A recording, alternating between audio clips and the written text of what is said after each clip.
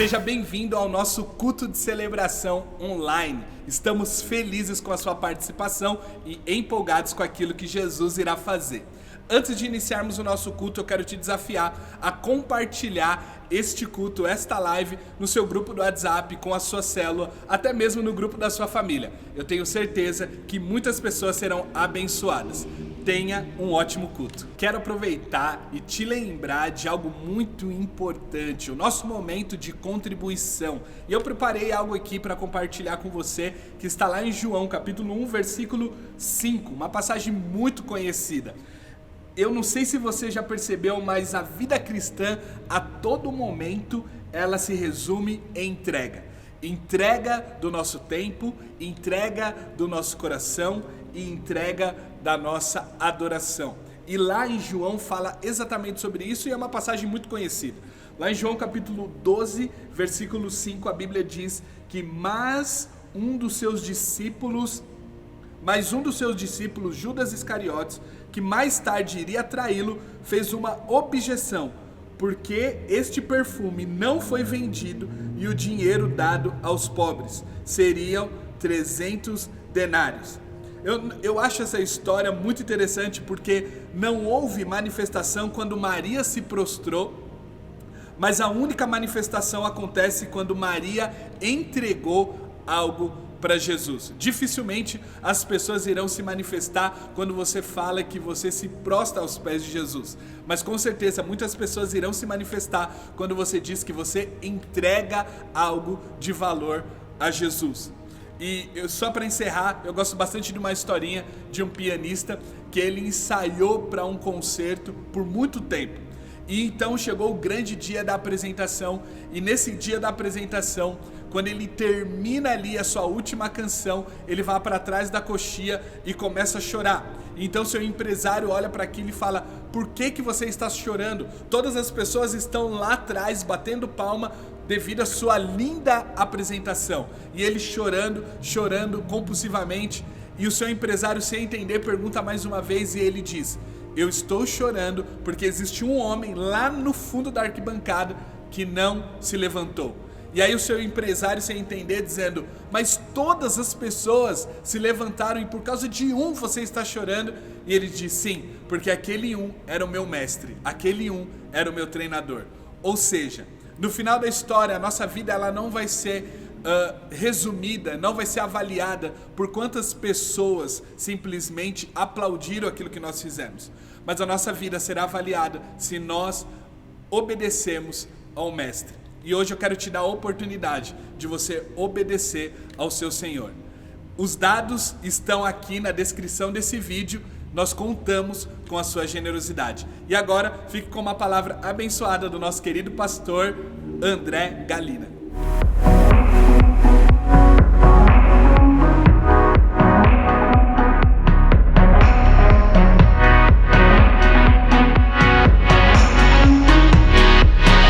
Aleluia, shalom, queridos irmãos. Tenho certeza que você está sendo edificado, inspirado no período de adoração, nesse período também de contribuição, de generosidade. E eu, com muita alegria, vou estar compartilhando a palavra de Deus com você, iniciando uma nova série. Mas antes, quero dar alguns recados muito importantes e alguns como nós já temos feito. Primeiro é que eu preciso te lembrar que é importante você se conscientizar sobre o período que nós vivemos e proteger a si mesmo, sua família e o próximo, aqueles que você ama e também aqueles que você não conhece, aprendendo a se solidarizar com as pessoas que estão sofrendo, as pessoas que perderam entes queridos, as pessoas que estão em dúvida do que fazer nesse período de tanta gente perdida, tanta gente sem saber o que fazer.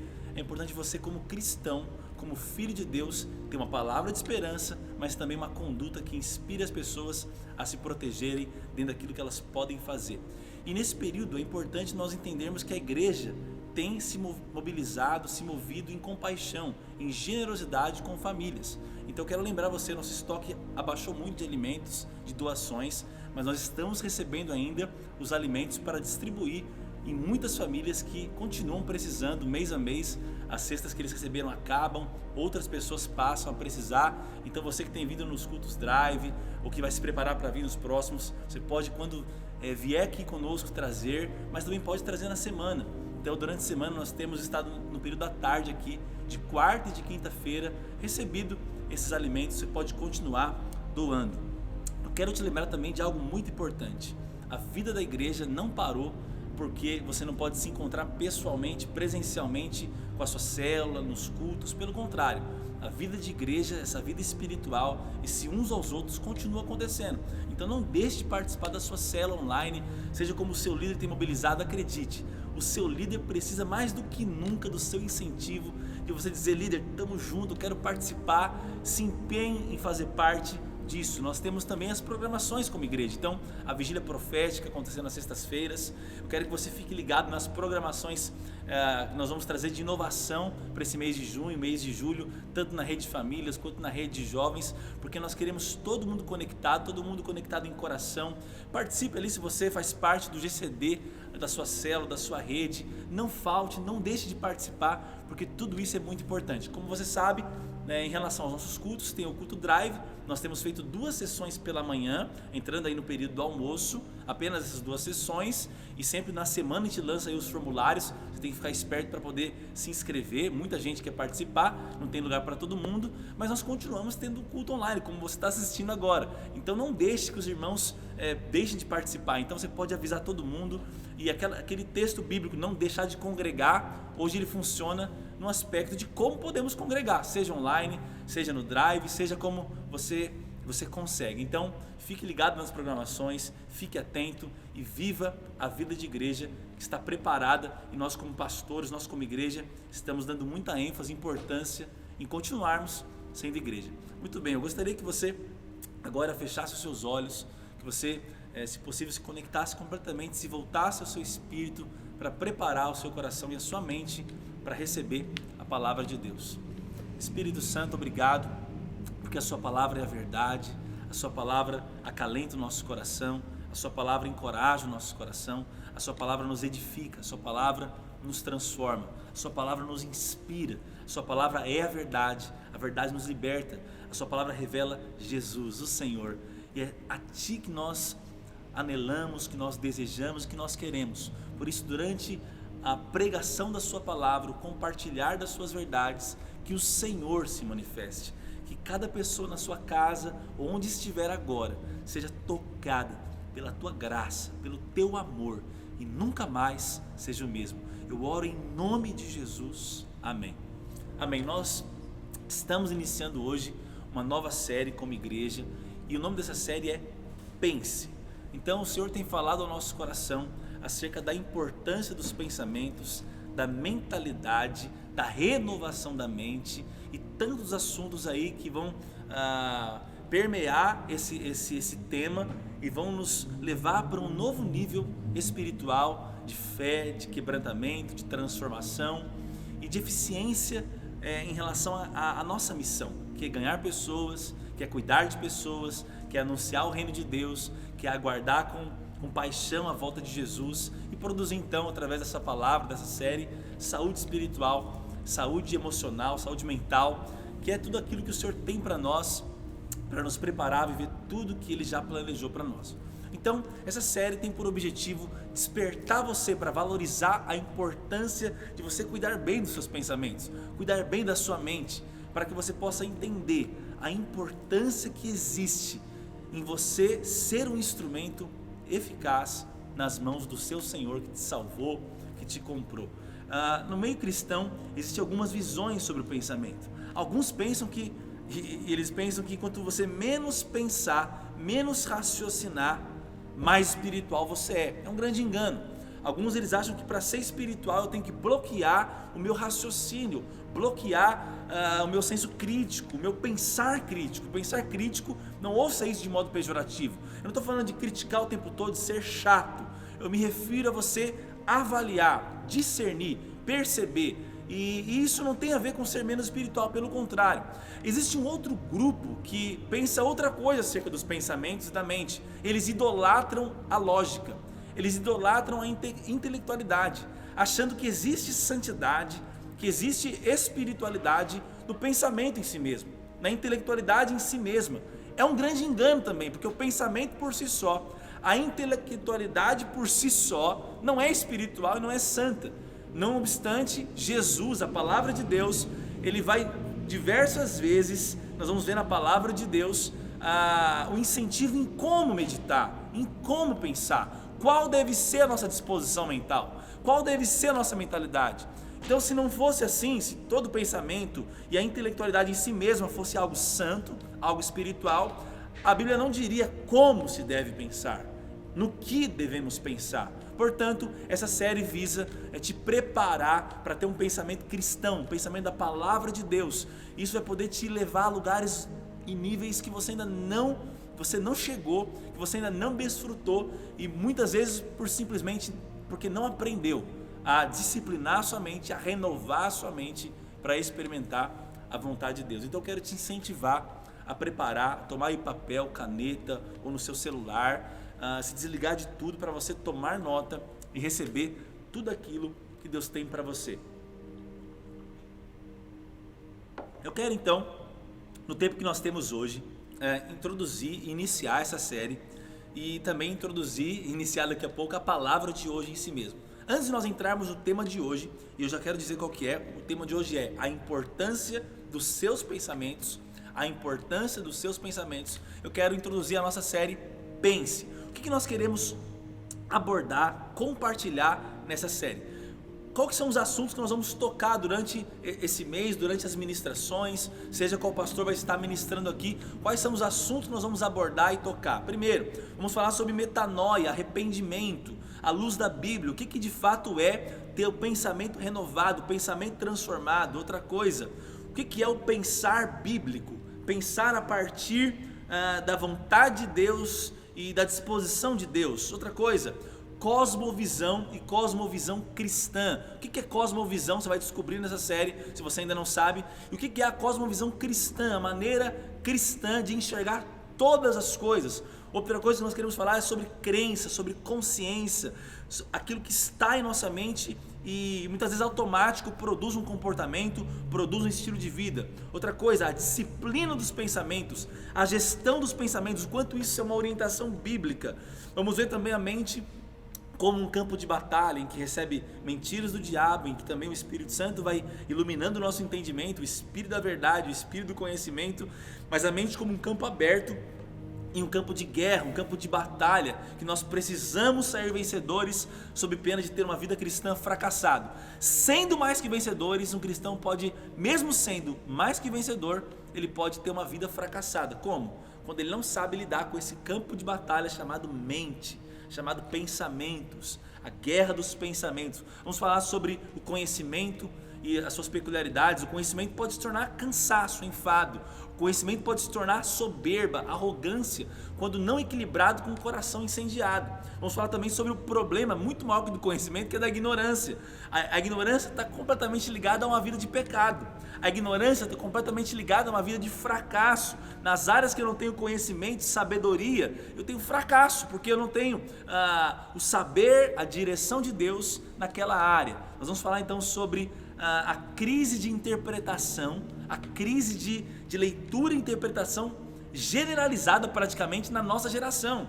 As pessoas não conseguem interpretar o que as outras querem dizer. Isso gera problemas nas redes sociais, problema nas igrejas, problema na família, e está relacionado a essa série Pense, porque um pensar cristão, um pensar saudável, um pensar espiritual passa também pela capacidade de interpretar a Bíblia, os bons livros que estão à disposição e tudo que falam por aí, e você, acredite, vai ter consequências muito positivas ao aprender tudo isso. Vamos falar sobre limitação e ilimitação da sua própria vida, o quanto o pensamento te limita ou o quanto o pensamento também pode te fazer alçar novos voos e ter uma vida diferente. Olha quanta coisa e outras coisas mais nós vamos falar nessa série, e o nosso alvo como igreja é ter uma igreja saudável, uma igreja inteligente na ótica bíblica do que é a sabedoria, do que é a inteligência, e nós sermos então promovidos, eu creio nisso, promovidos para um novo nível espiritual. Eu queria que mais uma vez você voltasse o seu coração ao Espírito Santo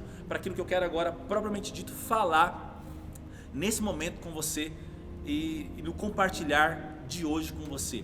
quero profetizar sobre o seu coração, sobre você. Eu profetizo que nós já iniciamos um processo de renovação da mente, que nós já iniciamos um processo de transformação de pensamentos, que nós já iniciamos aqui, quando você está exposto a esse ambiente, um novo tempo na sua vida. O meu jejum e a minha oração para essa série é um novo tempo sobre a sua vida, um novo tempo sobre a sua espiritualidade, um novo tempo sobre a sua casa, e você vai ver o poder que existe nos pensamentos de Cristo em você, porque nós temos a mente, a mentalidade de Cristo.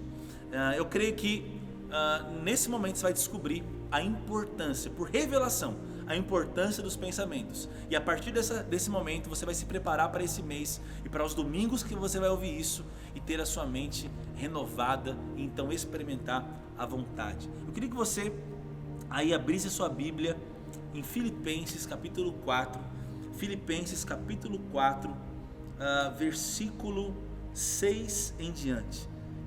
Versículo 6 em diante.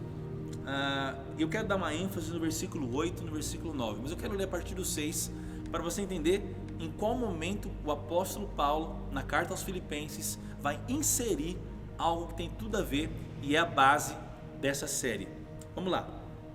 Versículo 6 em diante. Não vivam preocupados com coisa alguma, em vez disso, orem a Deus pedindo aquilo que precisam e já agradecendo-lhe por tudo que Ele já fez. Isso é maravilhoso. Versículo 7. Então vocês experimentarão a paz de Deus que excede todo entendimento, todo pensamento, toda mentalidade, e que guardará, essa paz de Deus vai exceder o que você pode raciocinar, não é aquém, é além do que você pode pensar, não é aquém. Então não é subjugando, não é descartando o pensamento, é indo além do pensamento que você pode produzir por si só, essa paz de Deus, e ela vai guardar o seu coração e a sua mente em Cristo Jesus. Olha que coisa incrível, a paz de Deus, ela excede o seu entendimento, mas ela guarda o seu entendimento, ela guarda a sua mente, ela guarda, ela protege, ela esconde o seu coração e a sua mente em Jesus, um foco em Jesus. Agora olha o versículo 8 e 9, onde nós queremos enfatizar essa série. Por fim, irmãos, quero lhes dizer só mais uma coisa. Aqui vão ser considerações finais de uma carta incrível do apóstolo Paulo, e dentro desse assunto ele quer dizer, olha, eu preciso dizer algo para vocês, eu não posso terminar essa carta sem falar algo muito importante para vocês. E aí ele vem, olha só, concentrem-se, pensamento, concentração, concentrem-se em tudo que é verdadeiro, tudo que é verdadeiro, cuidado com as mentiras, você deve se concentrar naquilo que é verdade. O que mais?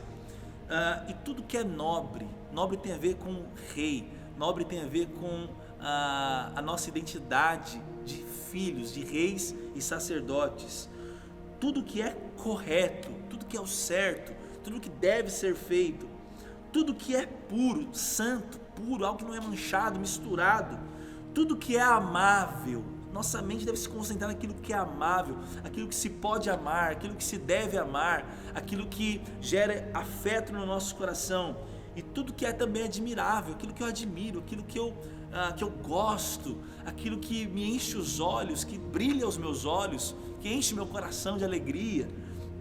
Pensem no que é excelente e digno de louvor.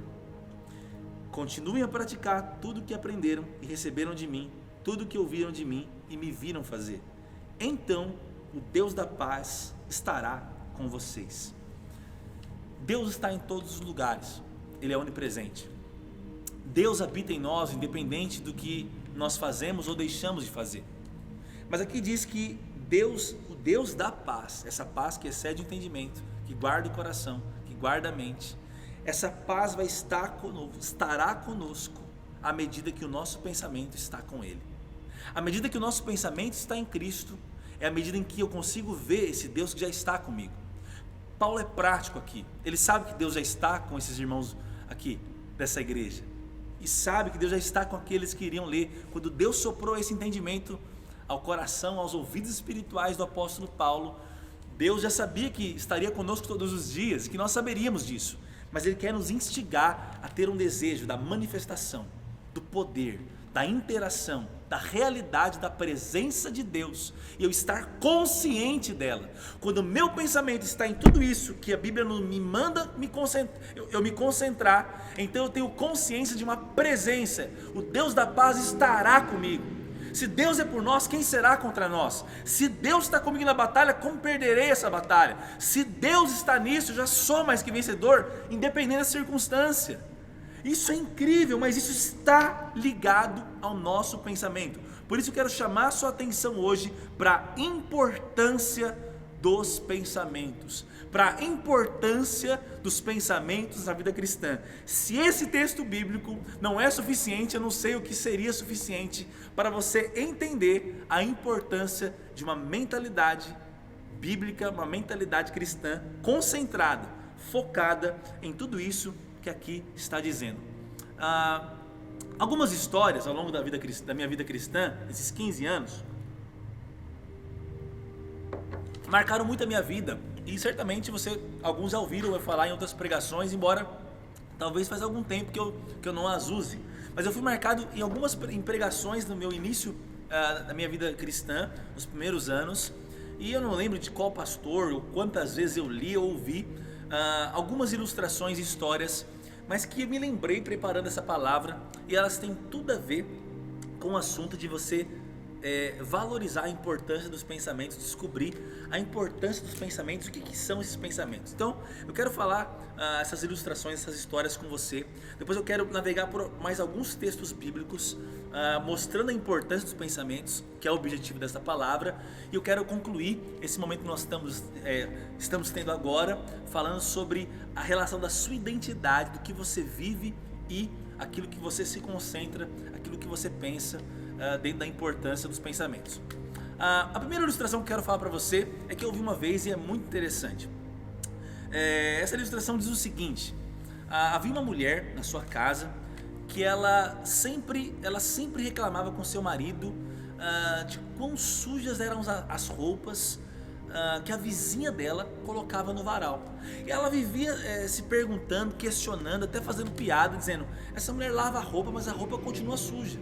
E ela falava pro marido, para quem vinha na casa dela, ela olhava pela janela dela, para não botar a cara lá, né, para a vizinha não ver. Quando a vizinha estendia as roupas, ela falava: olha só, ela está estendendo uma roupa que está suja. E ela via lá a calça suja, a camiseta suja, as toalhas sujas. E ela vivia também se questionando: qual que é o problema? Será que é a máquina de lavar dessa mulher? Será que a forma como ela lava está sujando mais as roupas? Não é possível. Então ela sempre vivia encucada com isso. De repente, um dia, ela estava fora da casa dela e uma outra pessoa foi fazer uma faxina na casa dela, dessa mulher que vivia zombando dessa vizinha. E quando essa mulher estava fazendo essa faxina na casa dela, ela percebeu que a janela dela estava completamente suja. Isso mesmo, o vidro dela estava completamente sujo. Então a mulher lavou a casa dela, mas principalmente lavou a janela dela. Ela chegou em casa, à noite, ela dormiu. No outro dia ela acordou e viu a vizinha estendendo as roupas. Mas agora as roupas estavam brancas, alvas como a neve. As roupas estavam brilhando, as roupas, inclusive aquele jardim, aquele quintal onde a mulher colocava as roupas estava muito mais bonito. Aquela mulher estava vestindo roupas muito mais bonitas. E a mulher ficou, chamou o marido dela: nossa, acho que Deus ouviu minhas orações. Deus ouviu minhas orações. A vizinha deve ter trocado a máquina de lavar dela. A vizinha aprendeu a lavar roupa. Inclusive, que dia lindo. Foi o dia lindo que Deus escolheu para essa mulher cair na real. Aí o marido dela falou: amor, na verdade não é que ela trocou de máquina ou que ela mudou a maneira de lavar. Ontem as nossas janelas, os nossos vidros foram lavados. E eu descobri que eles estavam muito sujos, porque há muito tempo já você não limpava. Então você via tudo sujo, porque a sua janela estava suja. E essa ilustração, ela tem justamente esse sentido. Às vezes tudo que você olha é negativo, tudo que você consegue pensar, enxergar, projetar é fracasso, é desânimo, é tristeza, porque talvez os seus olhos estão maus, estão sujos. Nós vamos ler alguns textos bíblicos e você vai lembrar dessa ilustração enquanto eu vou meditar em alguns textos bíblicos. Mas essa ilustração nos mostra como a forma, o filtro, o óculos com que eu enxergo as coisas é que vão definir o que de fato são essas coisas. Algo pode estar completamente alinhado, mas se os seus olhos estão maus, na sua visão está desalinhado. Quando nós vemos um dos frutos do Espírito é a benignidade, e muitos não sabem o que é benignidade, mas benignidade é olhar com os olhos de Deus, é olhar com os olhos puros, é esperar sempre o melhor, é ter uma visão exterior que na verdade é um reflexo de uma boa visão interior da bondade, da graça, da ótica de Deus.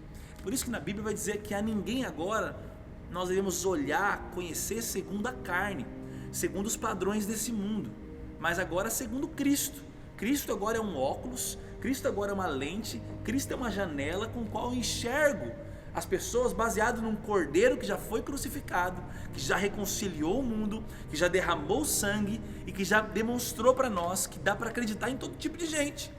Todo tipo de gente tem esperança, porque o amor dele lança fora o medo, o amor dele cobre multidão de pecado, onde abundou o pecado, superabundou a graça dele.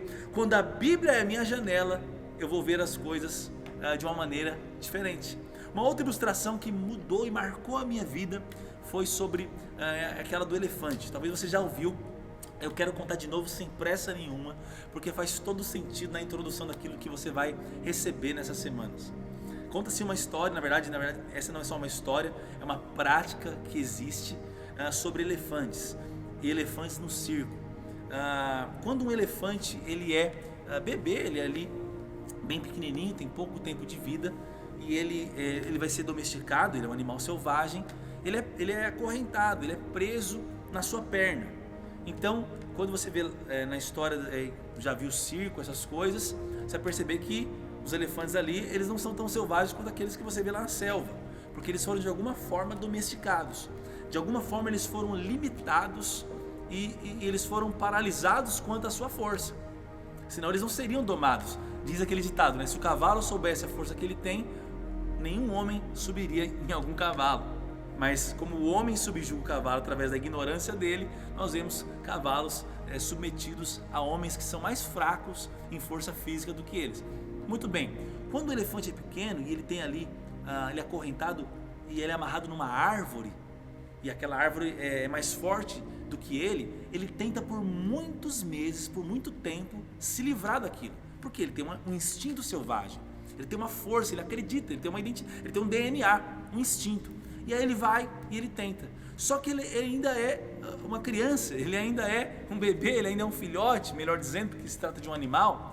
E por ser um filhote, ele não tem força para derrubar aquela árvore. E chega um momento que ele desiste.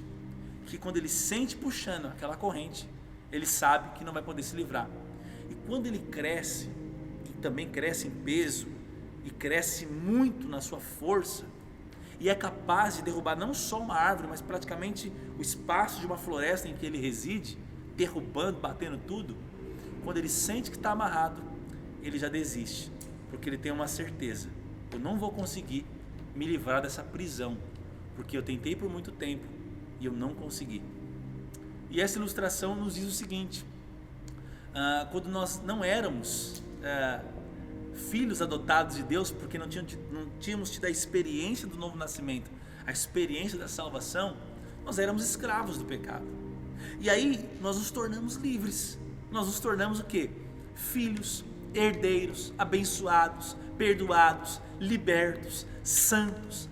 A Bíblia vai dizer muitas coisas sobre você, só que às vezes a circunstância te lembra que você está preso, e você se lembra de quando você era escravo da pornografia, do ódio, da fofoca, do medo, da falta de perdão, da depressão, da ansiedade, da miséria, da frieza.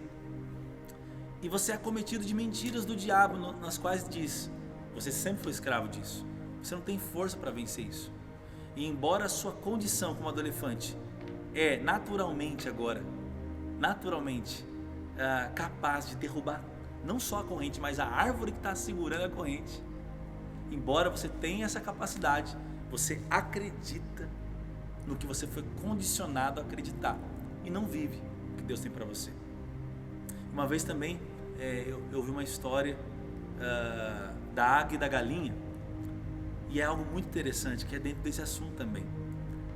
não sei se você sabe, as águias elas colocam seus ninhos muito alto, de forma que os animais não chegam ali para poder roubar os ovos da águia e por consequência destruir ali a prole, ali os filhotes desse animal tão incrível. Mas conta-se uma história que um homem uma vez ele foi até lá, onde a águia coloca os seus ovos, e roubou um e levou para o seu galinheiro, onde ele criava as suas galinhas. E a galinha ali chocou a águia e a águia nasceu. E embora era uma águia, ela foi criada junto com os pintinhos, depois junto com as galinhas, e ela foi crescendo e ela foi se comportando na limitação de uma galinha. Se você comparar uma galinha com uma águia, você vai ver grandes diferenças em relação à força, em relação ao voo, em relação ao tipo de vida. E conta essa história de que essa águia vivia como uma galinha, mesmo sendo uma águia, até que ela viu águias vivendo e tentou viver aquela vida, voando e vivendo da forma que o DNA e aquilo que ela era em si mesma era capaz de viver. Então, até que a águia visse como é a vida de uma águia e o que é essa vida, ela se comportava com tudo aquilo que ela tinha aprendido dentro do galinheiro. Isso é muito real na vida de muita gente. E eu acredito que o Espírito Santo, não por acaso, tem colocado um encargo no meu coração, de profetizar sobre você, de ensinar você quem você é em Cristo e a importância do que você pensa.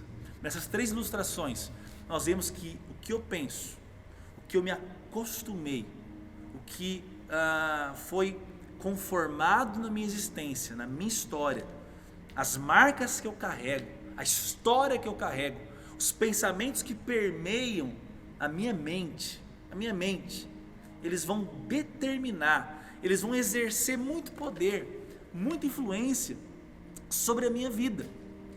E eu creio que existe um remédio para isso, existe uma vacina para isso. As pessoas estão com medo do coronavírus porque ainda não tem uma vacina. As pessoas têm um medo de se pegar também porque há dúvidas quanto ao tratamento.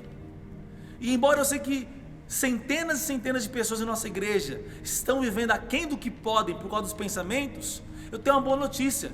Existe um remédio, eu creio nesse remédio, ele funcionou na minha vida, continua funcionando em áreas que eu preciso ter a minha mente renovada, é a palavra de Deus, e nós já iniciamos o tratamento com a palavra de Deus, já começou a entender a importância dos pensamentos, e agora eu quero te falar a importância da palavra de Deus nos seus pensamentos.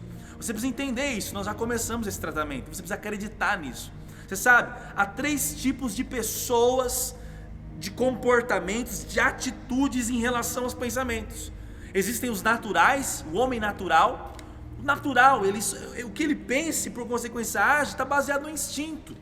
Existe o racional, está baseado no raciocínio lógico, está baseado nos pensamentos lógicos, no que ele aprendeu. Quando você olha na Bíblia Sagrada, você tem nos religiosos uma vida travada, que querem travar Jesus. Eles não conseguem aceitar o sucesso de Jesus, o sucesso do ministério de Jesus, o impacto do ensino de Jesus. Você vai ver os saduceus, por exemplo, eles não conseguem acreditar na ressurreição, no céu, na eternidade, porque eles foram influenciados pelo pensamento grego da época, que limitava o homem ao seu raciocínio matemático, lógico, e por consequência não consegue transcender, não consegue experimentar coisas sobrenaturais. Não dá para ter a vida que Jesus tem, andando sobre as águas, multiplicando pães e peixes, levantando paralítico, curando cego, ressuscitando mortos, perdoando o imperdoável, curando o leproso. Em vez de ficar leproso quando toca o leproso, é o leproso que fica curado. Jesus, ele rompe a esfera do racional. E aí nós entramos para o 3º tipo, que é o tipo de Jesus e dos cristãos, espiritual. Você pode ser natural, você pode ser racional, ou você pode ser espiritual quanto aos seus pensamentos e quanto às suas atitudes.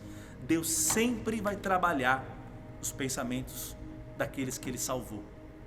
Deus sempre vai trabalhar as estruturas de raciocínio e as estruturas de pensamentos, porque Deus mesmo criou a nossa capacidade mental, cerebral. Deus mesmo criou o ser humano, desde o corpo, da alma, do espírito, toda a nossa existência, tudo que existe veio a existir pela criação de um Deus pleno, de um Deus perfeito, de um Deus maravilhoso. Ninguém nos conhece mais do que Deus. A Bíblia diz inclusive que um dia vamos conhecer a Deus como também somos conhecidos. Que a vida eterna é conhecer a Deus durante toda a eternidade, mas Ele já nos conhece, Ele nos criou. E Ele sempre vai trabalhar no campo dos pensamentos, no campo daquilo que limita, mas que também pode destravar a sua vida. Sua mente é um campo de batalha, e ela pode ser controlada nessas batalhas pela carne, pela natureza pecaminosa, pelo passado, pelas tentações, pelas mentiras do diabo, ou governado pelo Espírito Santo. Quando eu vou pender para o Espírito, me inclinar para o Espírito, para andar no Espírito, eu vou ser controlado pelo Espírito Santo, no bom sentido da palavra, guiado em amor, em graça. Para quê? Para uma vida abundante, para uma vida alegre, uma vida livre. Mas de outro modo, se minha mente se inclina para o pecado, para a carnalidade, nessa batalha, então o resultado é o quê? Morte. O resultado é o quê? Destruição, fracasso, frustração. E Deus não tem isso para você. Deus não tem isso para você. Você pode se livrar das correntes, você pode se livrar das limitações, você pode viver uma nova vida, você pode viver essa nova vida. Você sabe, a mente pode fazer dentro de do céu um inferno, mas a mente também pode fazer do inferno um céu.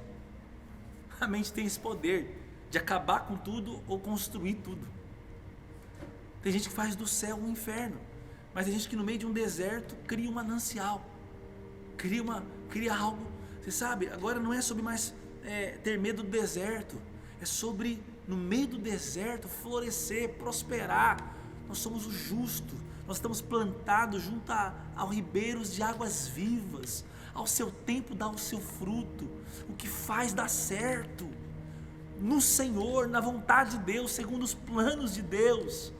Você sabe, nós temos que entender a influência, o poder que os pensamentos exercem sobre a nossa vida, sobre o nosso redor, sobre a nossa história.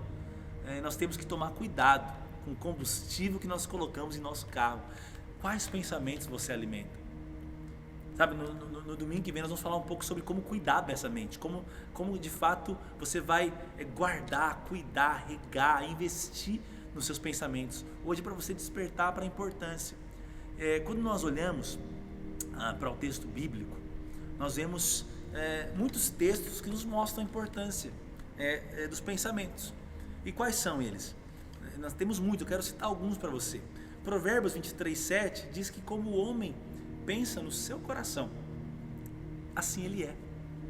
Como o homem pensa, como ele imagina, como ele mentaliza, medita, assim ele é. Olha que sério isso.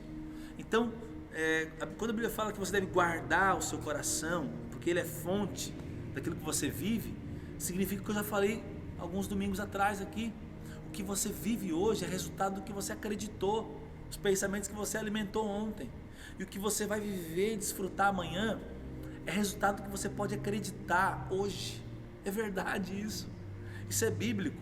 Quando nós olhamos para Marcos 12:30, nós vemos lá dizendo que Jesus está dizendo como devemos amar a Deus. Ele vai dizer de todo o coração, mas não só, com todo entendimento, com os pensamentos. Você vai amar o Senhor com os seus pensamentos. Você vai amar, viver a vida cristã, para então depois amar o próximo, quando os seus pensamentos estão em Cristo. Como nós vimos lá, Paulo, introduzimos essa série falando da carta de Paulo aos Filipenses. Quando nós vemos lá em Oséias 4:6 que o povo perecer, morrer, ser destruído, acabar, por falta de conhecimento. Isso está relacionado aos pensamentos, aquilo que você pode conhecer, aquilo que você pode estudar, aquilo que você pode ter. Por isso que a sabedoria é tão louvada e exaltada na Bíblia Sagrada. A Bíblia vai te instruir a pedir sabedoria para Deus. Lá em Romanos 12:2, a Bíblia vai dizer que nós somos transformados. Isso é maravilhoso. Pela renovação da sua mente. A forma de você não ser conformado com o mundo, ou seja, entrar na forma, no modo de vida que o mundo tem, que está indo para o abismo, está penhasco abaixo, é renovando os seus pensamentos, é renovando a sua mente. E então você vai experimentar, desfrutar da boa, perfeita, agradável vontade de Deus. Lá em Colossenses 3:2 diz que nós temos que pensar nas coisas do alto. Olha só, pensar nas coisas do alto. Isso nos fala de uma perspectiva, daquela janela que nós falamos da ilustração, a forma como eu enxergo. Pensa nas coisas do alto, onde Cristo está. Peraí, mas Cristo não está aqui? É porque coisas do alto não é algo geográfico. Não é subir num foguete para pensar o céu no aspecto geográfico, da pós-atmosfera, terceiro céu. Alto, céu, tem a ver com um modo de vida, com o modo eterno, com o modo de Deus. Jesus estava com a mente nas coisas do alto, multiplicando pão para matar a fome. Não significa desconsiderar as necessidades da terra, significa uma perspectiva, significa trazer o céu para a terra. Venha o teu reino, seja feita a sua vontade na terra como ela é feita no céu. Então é o céu invadindo a terra, isso é maravilhoso. Quando nós olhamos para Mateus 6, 22 e 23, nós vamos ver algo incrível. Nós vamos ver que se os nossos olhos forem bons, todo o seu corpo será luz. Mas se eles forem maus, já está em trevas. É aquela história da janela. Se os seus olhos, a maneira como você enxerga é mal, você só vê escuridão. Mas se os seus olhos são bons, se os seus olhos são tocados, iluminados pela palavra de Cristo, então tudo que você olha, tudo que você enxerga é maravilhoso, é luz. E o seu corpo, o que é uma vida em liberdade? O que é uma vida santa? Uma vida que vence? Quando os seus olhos espirituais, ou seja, os seus pensamentos, a sua mentalidade, a forma como você enxerga, é baseada na palavra de Cristo, baseada na palavra de Deus. É tão sério que nós temos dois textos em 2 Coríntios, tanto 2 Coríntios 4:4 quanto 2 Coríntios 10, 3 a 5. Em 2 Coríntios 4:4 diz que o Deus desse século, com D minúsculo, diabo, as potestades que governam esse mundo caído, né? Embora Deus é soberano, está no controle, Ele vê tudo da perspectiva da consumação. Por isso nós temos o livro de Apocalipse. Mas esse é um tempo em que esse mundo caído tem desastres, tem ações demoníacas. E diz que a principal ação dele nesse texto nós vemos é cegar o entendimento. Por isso que cegar, enxergar, por isso que olhos aqui não são os olhos que enxergam as imagens naturais. Estamos falando de pensamentos, de olhos espirituais. Então, o Deus desse século cegou o entendimento dos incrédulos, para que eles não lhes resplandeça a face de Cristo. Se o evangelho está encoberto, é para os que se perdem que está encoberto, eles não veem, porque o entendimento está cego. E lá em 2 Coríntios 10, 3 a 5 vai dizer que existem fortalezas, sofismas, pensamentos contra o conhecimento de Deus, os pensamentos de Deus, a revelação de Deus, a Bíblia. E aí a oração é para que o nosso pensamento seja levado a obedecer a Cristo. E o que Cristo nos fala? Para nós crermos em Deus, crermos nele, crermos no Evangelho, crermos no amor, crermos na graça. Olha que coisa incrível isso. Você sabe, quando você olha para o nome, o significado original do nome demônio, você vai ver algo interessante. Tem a ver com agentes de informação. Agentes de informação, ou seja, eles atacam com pensamentos, com mentiras. Eles atacam com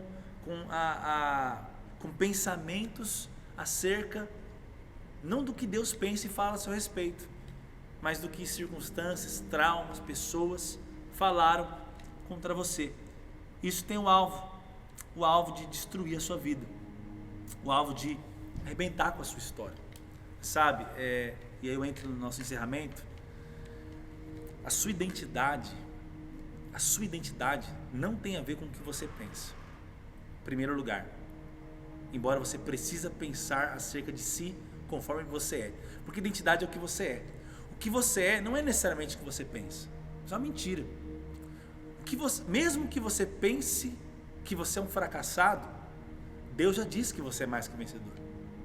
Mesmo que você pense que você é um escravo do pecado, Deus já disse que você é liberto do pecado. Mesmo que você pense que é inimigo de Deus, a Bíblia diz que já foi reconciliado. Mesmo que você pense que é miserável e pobre, a Bíblia diz que já foi enriquecido. Mesmo que você pense que você é escravo, a Bíblia diz que você é livre, que você é rei. Mesmo que você pense que Deus desistiu de você, a Bíblia diz que ainda que sua mãe esqueça de você, Deus jamais esquece de você. Então a sua identidade que você pode ver está baseada no que Deus diz. Agora, o que é identidade sendo vivida? O que é um vencedor vivendo como vencedor? É quando os seus pensamentos são alinhados com o que Deus pensa sobre você. Então não adianta ser herdeiro e viver como escravo.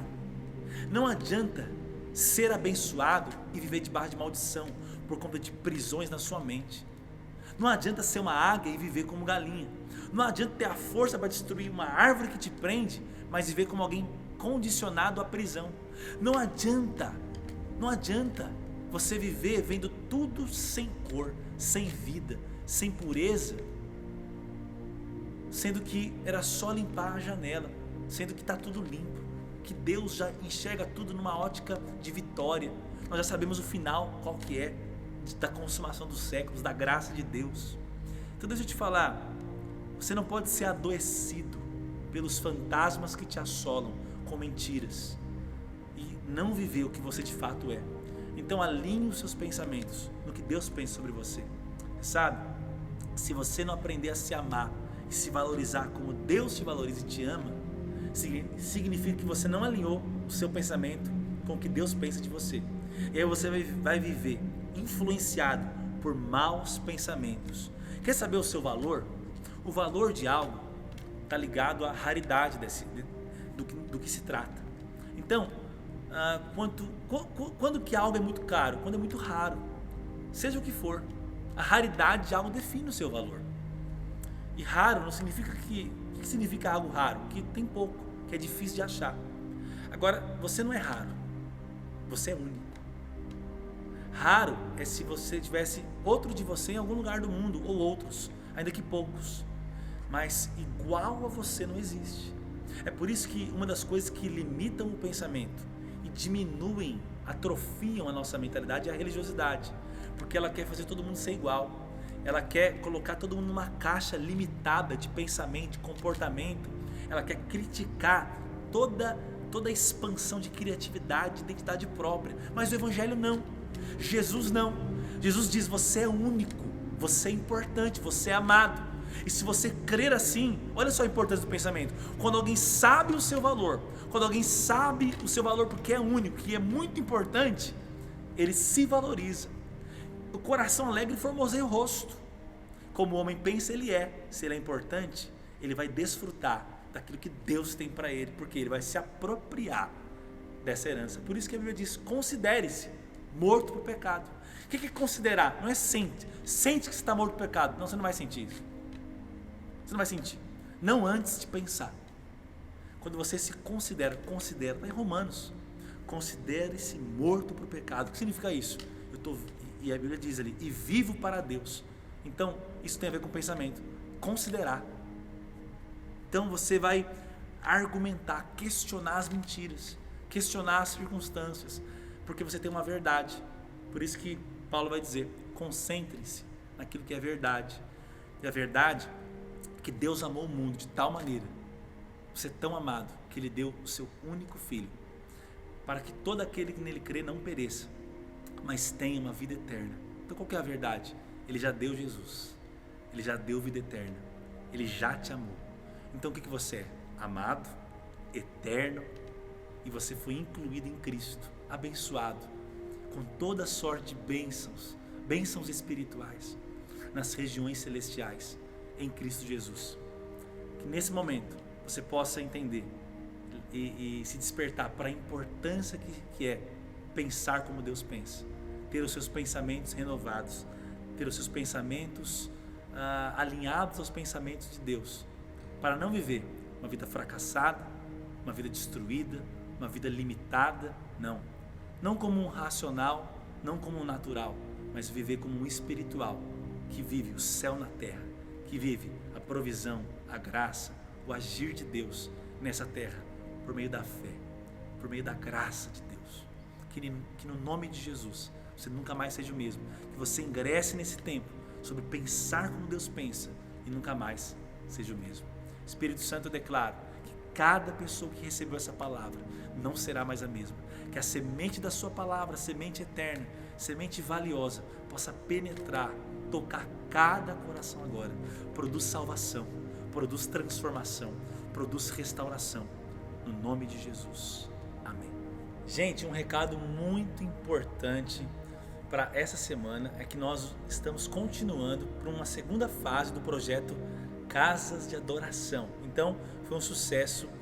Dezenas e dezenas de famílias foram alcançadas, centenas de pessoas, entre elas pessoas que não conheciam a Jesus, pessoas que estavam afastadas da fé e mesmo pessoas de outro ministério que foram alcançadas por pessoas, facilitadores, que levantaram um altar de adoração nas suas casas, proclamaram o Evangelho em poucos minutos e têm visto resultado. Então, nós vamos continuar agora por semana. Na segunda-feira vamos sempre disparar dois devocionais, para que durante a semana, em momentos oportunos, por 2 vezes apenas em cada semana, esses irmãos possam ali testemunhar, levantar um altar de adoração e de oração nas suas casas. Então, se você fez parte da primeira fase, faça de novo na segunda fase, continue nesse ambiente, não tem por que parar, é a nossa principal prioridade. Cada casa ser tocada, ser um local de adoração. E você que ainda não fez parte, talvez perdeu o fio da meada, não conseguiu fazer ou não deu tempo de fazer na primeira fase, participe agora. Você que participou, inclusive, eu quero desafiar você, influencie alguém a participar. Então, nós vamos estar disparando nos grupos aí os formulários para você se cadastrar, para você testemunhar como foi e recomeçar uma nova fase da Casa de Adoração.